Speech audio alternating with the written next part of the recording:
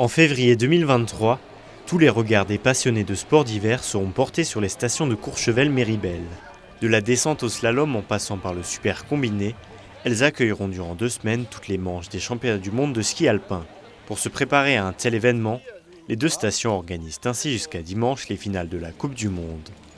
L'occasion parfaite pour Courchevel de peaufiner avec tous ses professionnels les derniers réglages avant la grande fête prévue en 2023. On est très exigeant ici à Courchevel sur le travail qui est fourni par l'ensemble des socioprofessionnels pour offrir le meilleur service aux clients.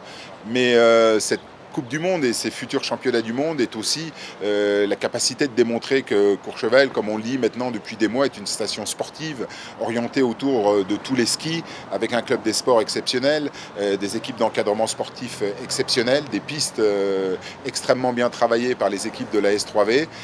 Donc pour nous ici, c'est le ski. Une question reste en suspens. Comment loger les 20 000 spectateurs attendus par jour lors des prochains championnats du monde? À cette interrogation, les villes de Courchevel-Méribel assurent qu'elles auront la capacité nécessaire pour accueillir tout le monde.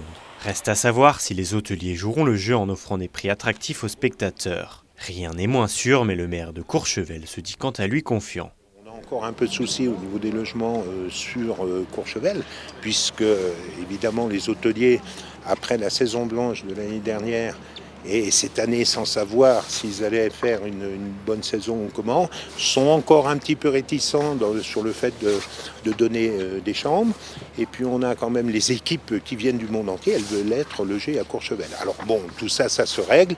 Et je pense que de toute façon, on va continuer de motiver tous ces sociopros et ces hébergeurs. Et finalement, tout se passera bien, puisqu'on a de quoi vraiment héberger tout le monde.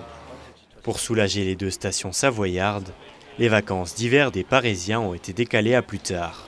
Seuls les vacanciers de la zone A, qui correspondent aux habitants des académies de Lyon et Grenoble, pourront profiter de 2 semaines complètes de la compétition.